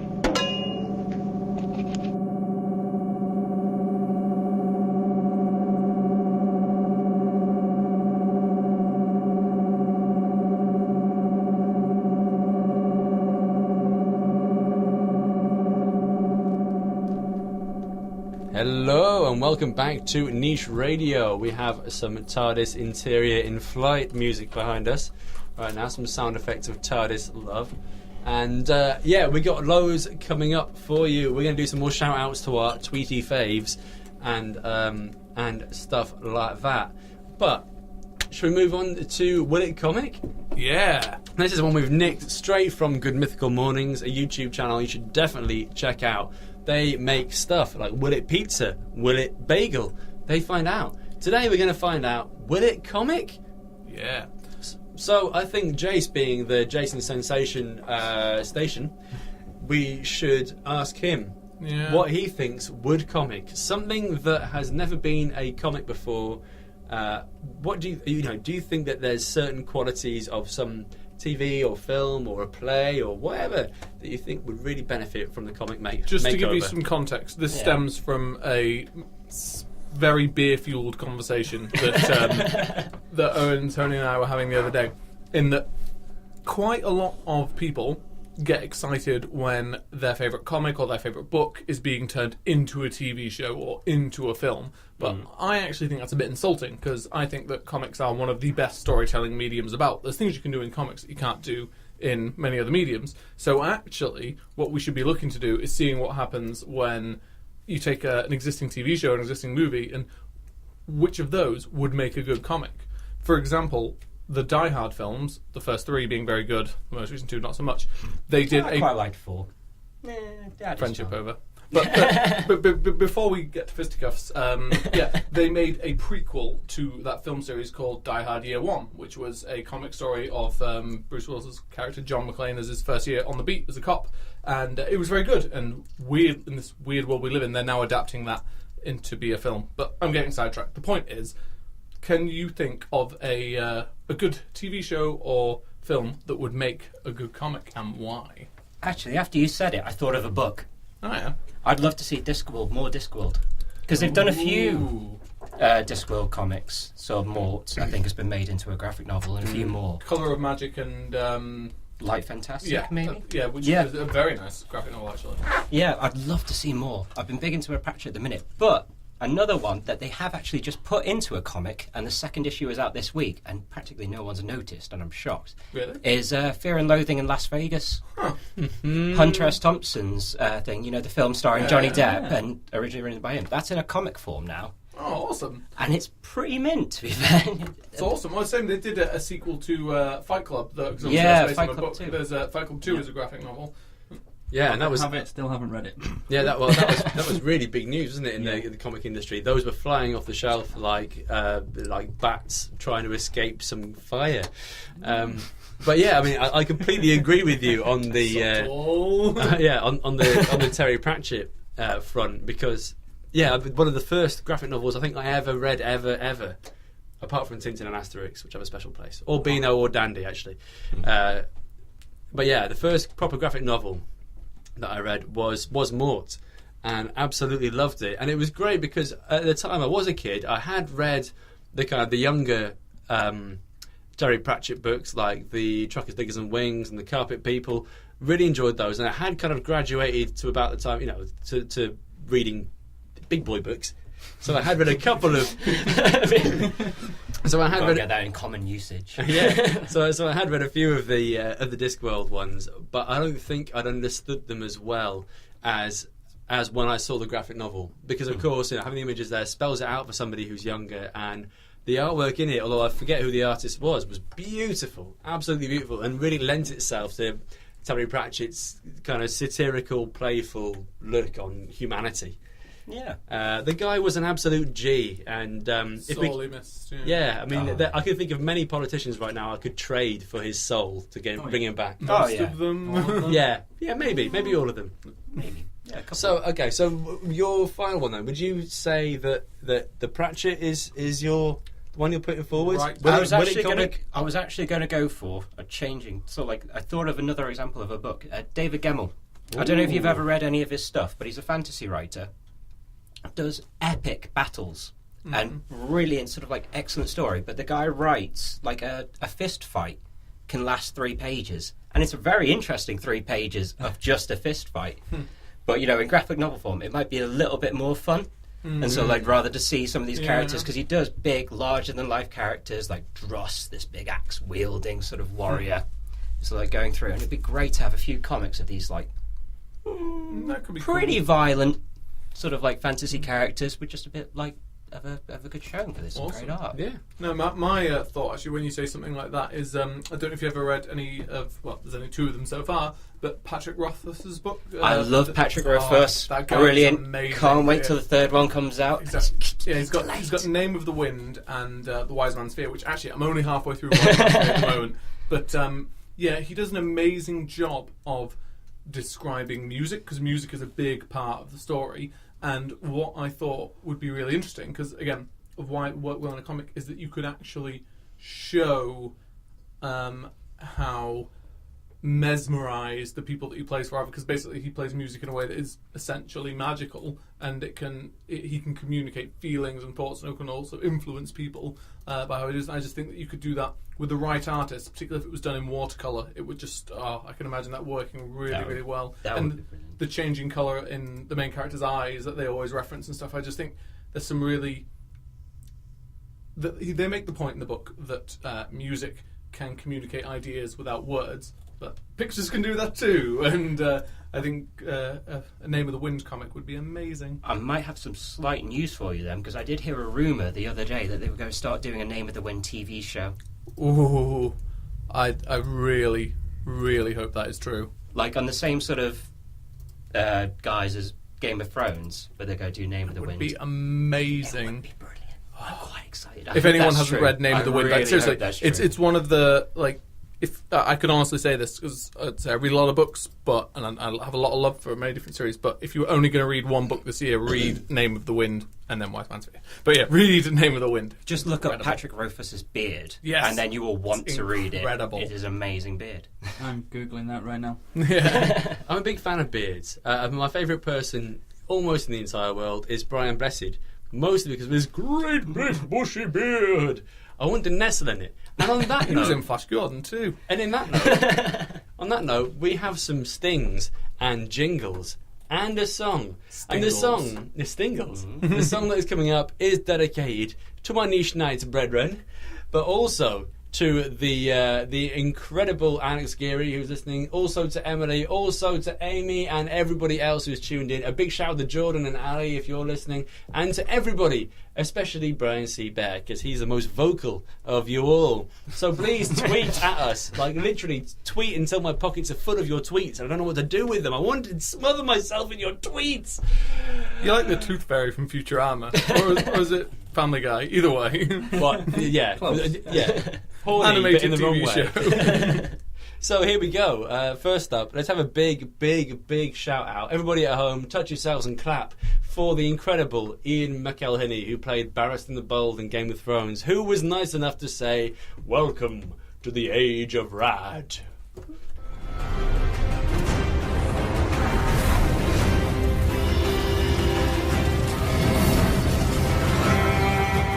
Hello, this is Ian McElhinney here, Barristan Selmy for Game of Thrones. Tune into Niche Radio for everything sci-fi, comics, cult television, and gaming. Welcome to the Age of Rat. Hi, I'm Edward Hall, and you'd better bloody be listening to Niche Radio. You're listening to Niche Radio here on Fab Radio International every Wednesday, 6 p.m. till 7 p.m. If you want to listen again, subscribe to our YouTube channel, Niche Radio, or follow us on Twitter at Niche Radio. Fab Radio.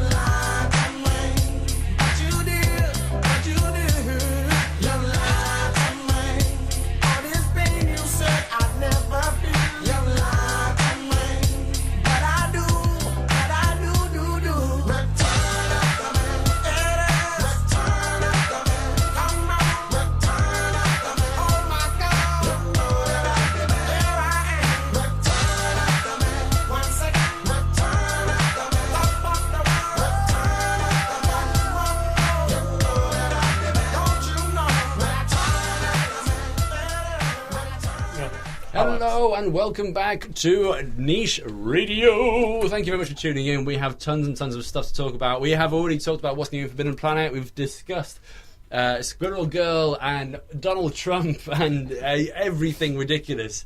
And we've had loads of tweets and feedback from you all. Thank you very much. I do hope you listen every week and we get to hear more from you because you're all lovely and often sarcastic and vindictive. But fortunately, we're quite thick-skinned, so we appreciate it.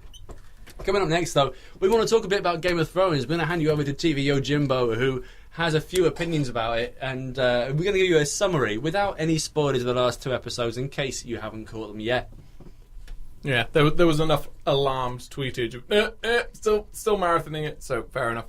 I mean, I don't know about you guys, but I felt that overall, this was actually the best season we've had so far. That being said, it has 3 of the most boring episodes of it. But that's to put into context how good the good episodes are. Basically, the first 2 and last 2 episodes are just everything you want out of this series. There's been some real resolutions, some stuff's actually moved forward. And the problem that I had was that one of the things the show is famous for is not being afraid to kill off big, important, interesting characters. That's all well and good. Some of the downside is that then you just get left with boring characters, and suddenly what made the show great isn't so great. They've done a good job of not only introducing some new characters, but bringing the geography closer of certain other characters to make it more enjoyable again. Yeah, so, and also what I liked about the last couple of last couple of episodes.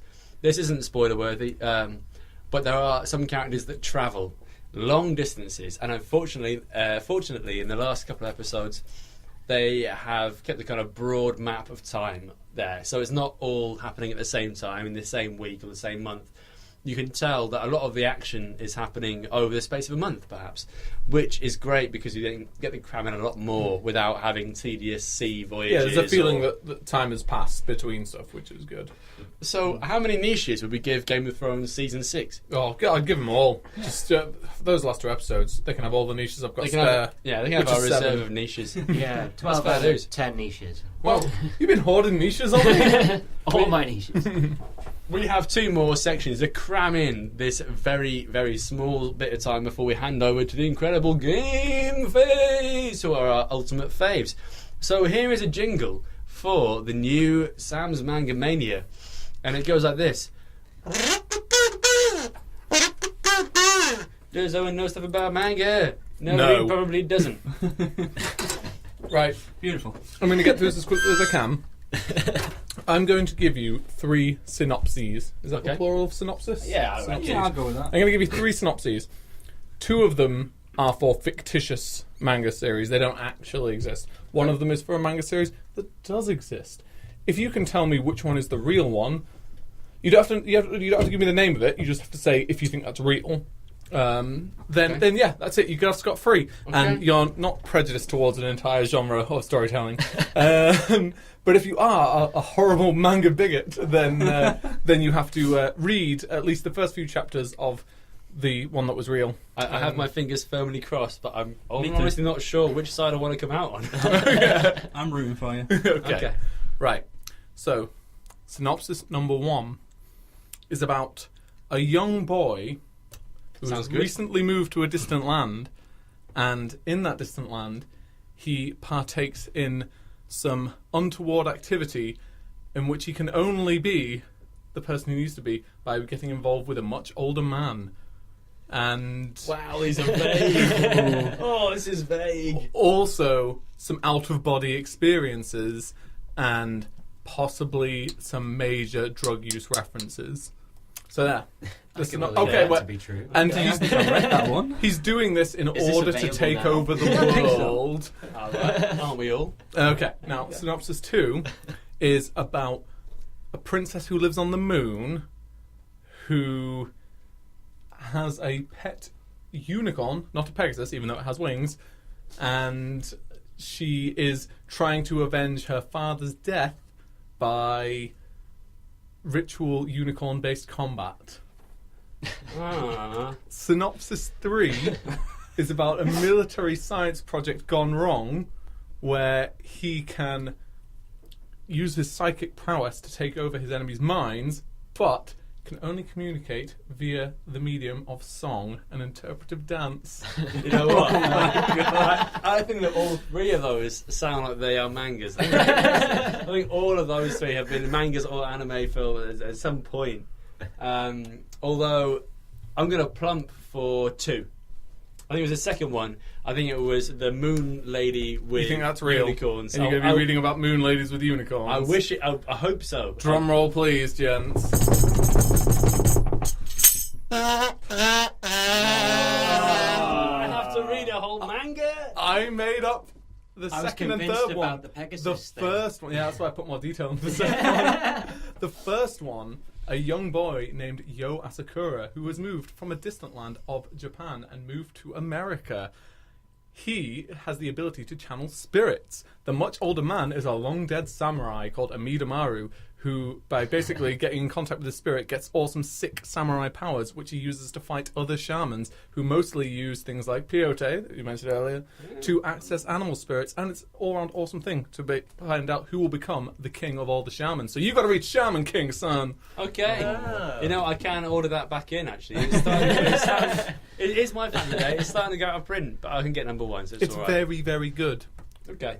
Yeah, well, in that case, I shall give it a read. I wish this was a YouTube show, because then we just see my face when I was like, oh, I've got some of my free time reading. Well, speaking of YouTube, anyone who is listening now, it means you're listening live, but thinks you might miss live shows in the future, do subscribe to our YouTube channel. Just go on YouTube/Niche Nights, or just search Niche Radio on YouTube. Yeah, and Niche Radio, we will be uploading this show soon, and then every other show shortly after we do it. So yeah. And if you like retro, you can go back and follow our older shows on Mixcloud. But that isn't important right now. What is important is you lot getting £50. Right? Is that the next? Yeah. I think TV Yojimbo right here has got some prime steez for you. Right.